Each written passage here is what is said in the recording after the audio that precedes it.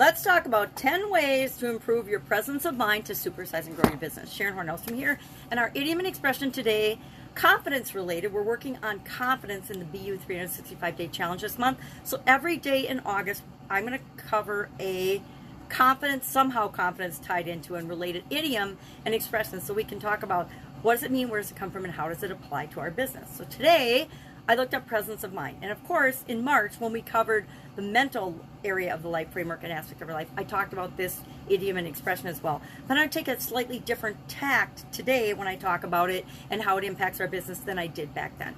Now, I didn't go back and listen to it again because I never go back and listen to my videos, because if I did, I would probably never post them. So today, I'm going to share 10 ways that we can use presence of mind, being calm and in the present moment, to make better decisions, to make better choices, to make sure that we're moving from where we are to where we want to be as we're growing and building and supersizing our business, all while making the world a better place for ourselves and for other people, of course. So presence of mind, we could talk about, and I think I did in March, all the advantages of being present, being in the present moment. Well, number one, the biggest thing is the only time we can act or do anything is right now, this instant. It's really hard as humans to grasp that concept, since we spend so much of our mental energy living in the past and reliving things that we've done before, or worrying and concerned and planning out and plotting out our future. The truth is, the future is not guaranteed. There's nothing we can do about the past. So the only time that we can impact, the only time we can do anything that will create the future that we want, is in this instant, this present moment. So every instant we have the opportunity to make a different choice, to take a different action, to feel a different feeling, to think a different thought. So what are some of the ways that we can be more present? Eckhart Tolle wrote the book Now, and I don't remember how many years ago I've read that now, but it was really an interesting and fascinating book at the time that I read it, because I had never actually considered the power of the present moment and the importance of the present moment. So up until that point in my life, I just was like everybody else, living in the past, thinking about things from the past, plotting out and planning out and concerned about the future, not realizing that all of my power was actually in the present moment. And so that book was kind of revolutionary for me personally, and I think for probably millions of other people as well. So what are these 10 ways that we can have more presence of mind? Number one, practice yoga and meditation. And I think I've shared lists like this before, but guess what? Some things bear repetition because we don't hear it the first 500 times we hear it, because we've got all these filters and beliefs that protect us from learning anything new that we're not ready to learn. So yoga, meditation, I think there's tons of scientific proof and tons of studies done on the impact of yoga and meditation on our mind, on our psyche, on our thoughts, our feelings, beliefs, and therefore then the actions that we will or will not take.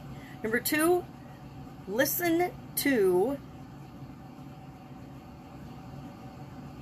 full focus and attention. Listen with, I can't even read my own writing. Listen with full focus and attention. So when you're listening, be present. Oh my gosh, what a concept. Actually pay attention and try to understand what someone is saying to you when they're communicating with you, versus our automatic human tendency to be thinking about what we're going to say in response, versus actually paying attention to the thoughts, feelings, body language, words, tonality, etc., of what the person that is communicating with us is actually saying. So become better listeners, be more active listening, use more active listening, and be there when your kids are talking to you, when your significant other is talking to you, when a stranger is talking to you, when people at work are talking to you, or in your business. People will tell us everything we need to know if we open our 2 ears and listen to them. Number 3, take intermittent breaks and make yourself comfortable. How often do we be in the present moment if we're uncomfortable or in pain? One of my strategies for dealing with pain, because I've had lots of weird pain issues throughout my life, was to not focus on the pain, to focus on something else and not be present with the pain. Just let that do its thing in the background while I got my attention on something else. Number 3, number 3. Number 4, eye on detail, meaning pay attention to the details that are important to you. Number 5, And if you're focusing on details, that brings you into the present moment because your mind, your conscious part of your mind has to pay attention.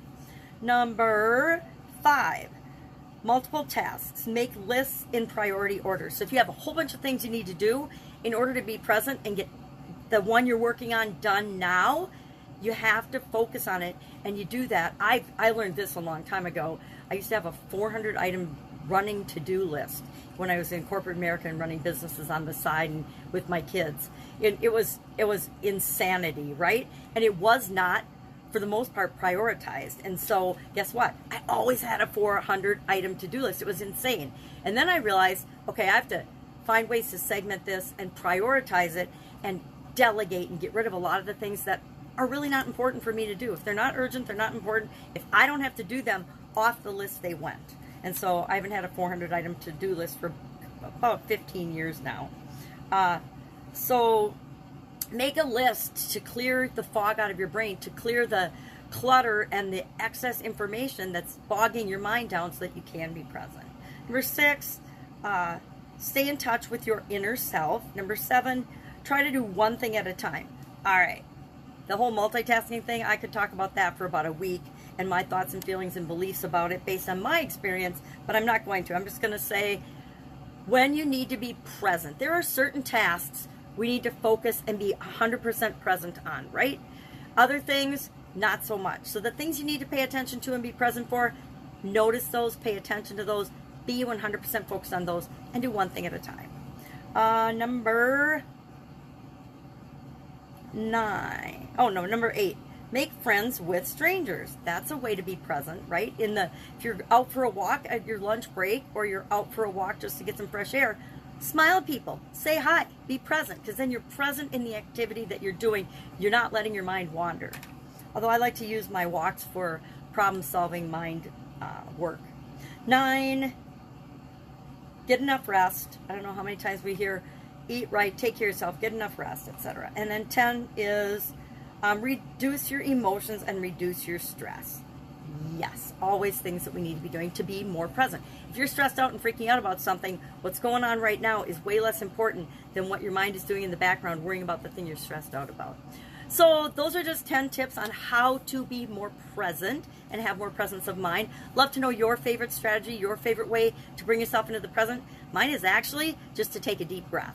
When I catch my mind wandering either to the past or the future, I will take a deep breath, or maybe I have to take a couple of deep breaths, depending on the situation, and bring myself and my mind consciously and physically into the present moment. And breathing helps me to do that. So share yours in the comments below, and I will be with you tomorrow with another confidence-related idiom for this month.